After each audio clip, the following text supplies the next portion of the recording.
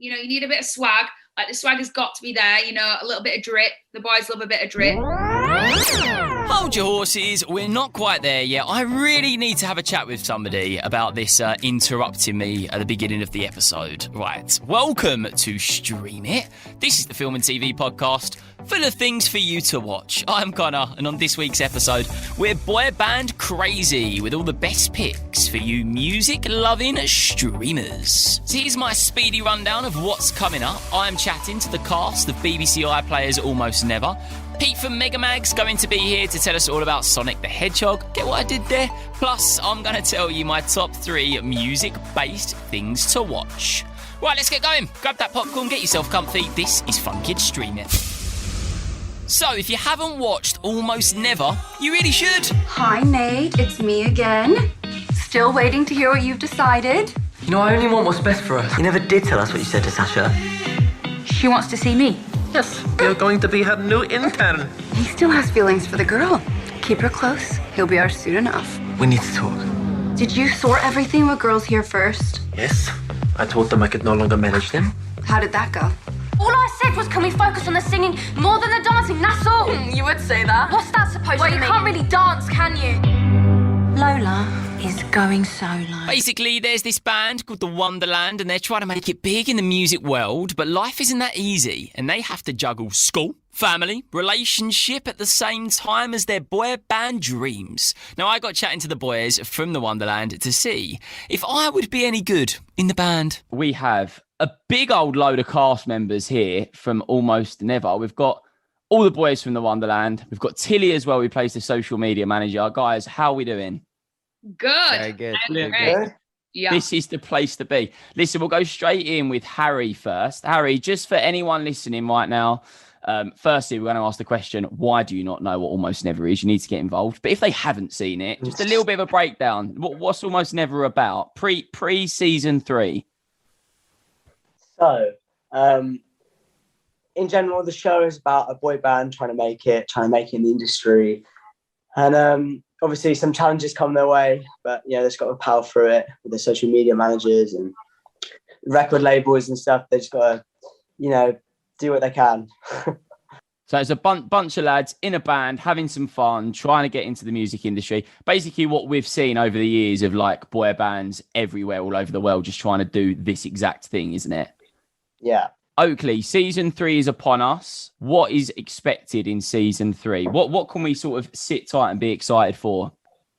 Well, I'll tell you what, the music this season is just gone like I think the music this season is like unmatched. I think it's insane. And like the storyline, it's so good. Like there's loads of drama, new relationships. There's a bit of tension going on, a bit of like a few arguments. You know what I mean? It's good. It's good. Few arguments, bit of drama. Do you sort of like, is there a maturity progression, do you believe, within the band from season 1, season 2 into season 3? Is it kind of like, okay, it's about to get serious? Yeah, I definitely feel like as we've all grown up, we've definitely all grown up with our characters as well. So like, yeah, I feel like our characters are definitely a lot more like, they've matured over the seasons, I reckon. Yeah, Nate, coming to you, like being part of the band, it's obviously started as a TV show concept, but it's actually, in a way, outside of that, become a thing, hasn't it? Like your music is an actual like band. Like people are loving you guys for being a band, other than just being in the show. Yeah, no, exactly. So a lot of people watch the show and think, oh, they're just they're this TV band. They've been put together on the show, but in actual fact, we are a real band. We've got real music. We write our own songs. We've got 2 songs in this season that we've actually written. Oki wrote one and we wrote one as a group, which is really cool. We've had an opportunity to do that. And we want to take it outside the show. We want to take it into the real world. And it's going to be good. Amazing. Tilly, you're sitting here quietly. You're part of this absolute nonsense that we all love. You are the social media manager in the show. You have to keep the boys in line. You got to work with them. What are we expecting from Sergeant Major? You play the character of Chloe, don't you? Yeah, I do. And Chloe's a really interesting character. I always describe Chloe as an onion because she's got so many layers. She's got so many layers to her. She's got quite a hard exterior, like boss kind of attitude. but she is a little softy because, you know, she's got a love interest with Nate and she's got her own little things going on. But yeah, she's a good egg. She's a good egg underneath it all. And I think she's quite vulnerable. And I feel like in season 3, you see her, and like the back end of season 2, you kind of see her vulnerability a little bit more.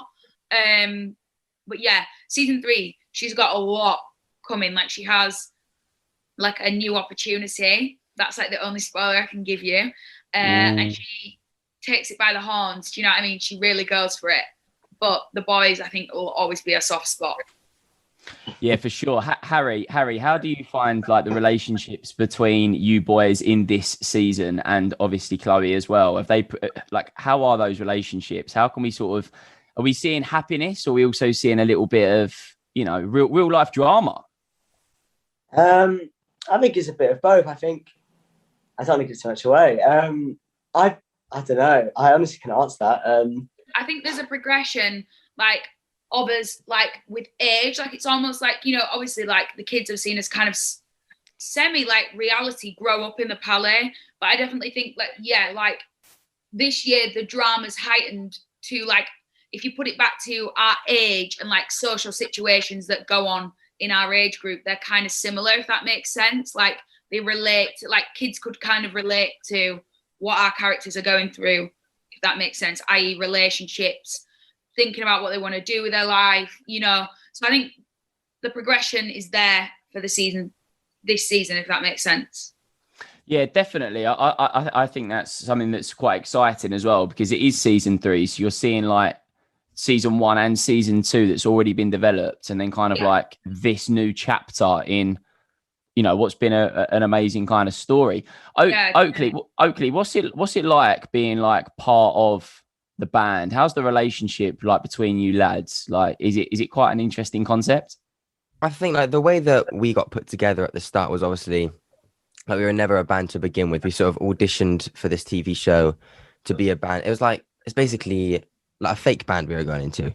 But I think all of us three, as we got to know each other, we've realized that we all really enjoy music. Like we all want to perform on stages when we're older. We want to release music. We want to perform to fans. We want to see people smile. We just want to make music, and that's what I think. That's just what we all want to do, really. And we want to pursue that after the show. Definitely, and when it's still going on. Definitely, what's brought us together, I'd say, 100%. It's kind of like, as you said, you started off as some lads auditioning for a TV show. I don't think you ever once saw that as being, hold on a minute, we'll be releasing actual music that gets played on actual radio across actually the UK as well. Like, it's a bit surreal, right, Nate? We were actually filming the first half of season 3, and we were told by our producer, he says, right, so we've got this storyline that's coming up in the show, and we want an original song for it. I'm going to challenge you boys to see if you can write a song. We'll see if it's good enough. Maybe we'll use it, maybe we won't. So we went back to our house that we were staying in. We thought, right, let's do it. Let's see. Wrote this song, played it to him, and he loved it, and it got put in the show, which is amazing, which is really cool. So. Tilly, I've got a question for you. If I want to be part of this band, being like social media manager, what's the expectations here? I mean, they all look pretty cool, right? They've all got the hair going on. You can see, you know, we're in boy band territory right now. What's like what's the 3 things I need to be part of this band here? Because I mean, am I cool enough? Have I got it going on? I feel like you need swag, talent. You know, you need a bit of swag. Like, the swag has got to be there, you know, a little bit of drip. The boys love a bit of drip. Yeah. Outfits got to be on point. I think you've got to have a little bit of rhythm as well. You know, you can't just be stiff behind that guitar. And mainly, I think you need to have bro code, because the boys are a tight unit. And to get in that tight unit, you know, you're going to have to show some loyalty. Yeah, you heard it here first. Anyone listening that wants to be part of this band, you got to up the game. You got to get the drip. You got to get the drip and am I saying it right? The drip? Is that the drip? Swag. You got to have swag, and you've got to have bro code. And you got to have bro code. I love it. Drip, swag, bro code.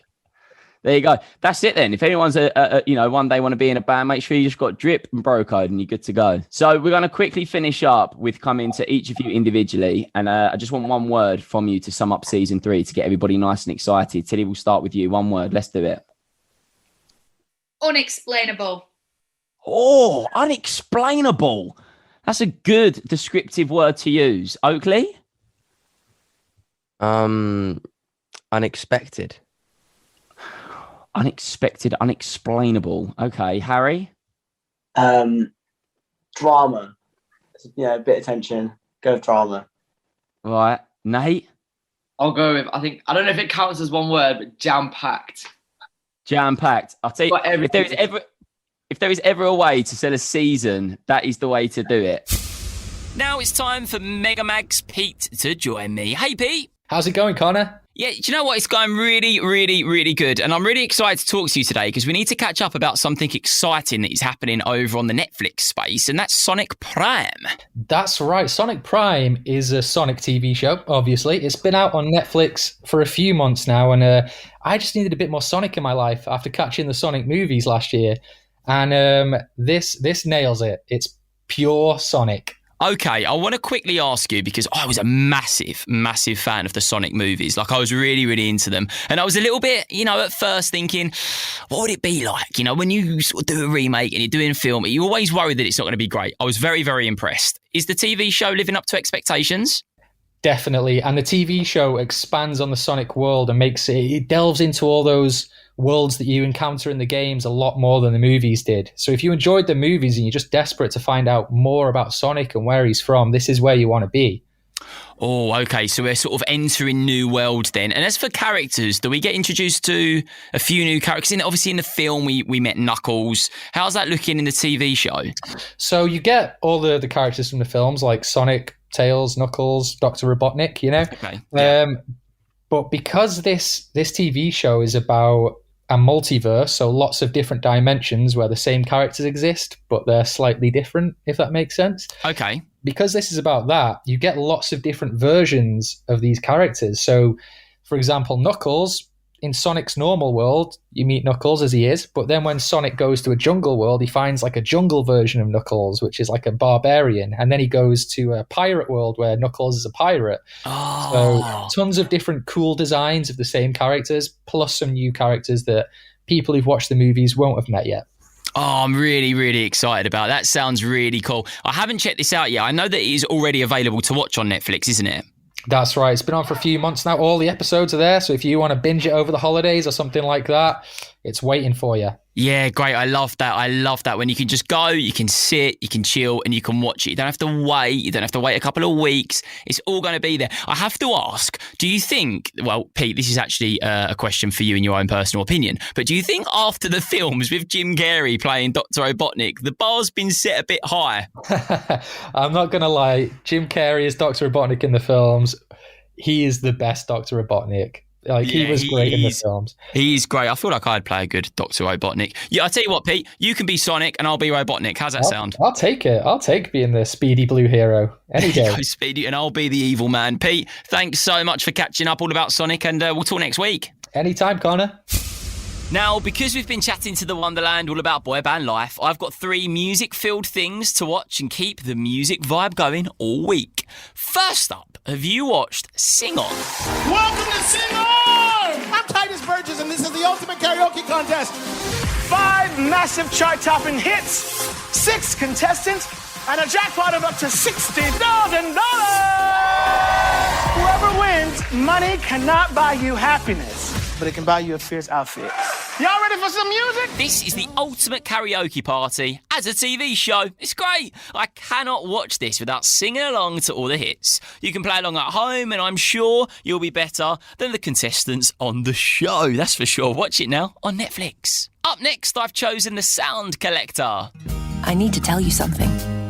Something amazing. There are little collectors all around us. But there is one in particular I want you to meet.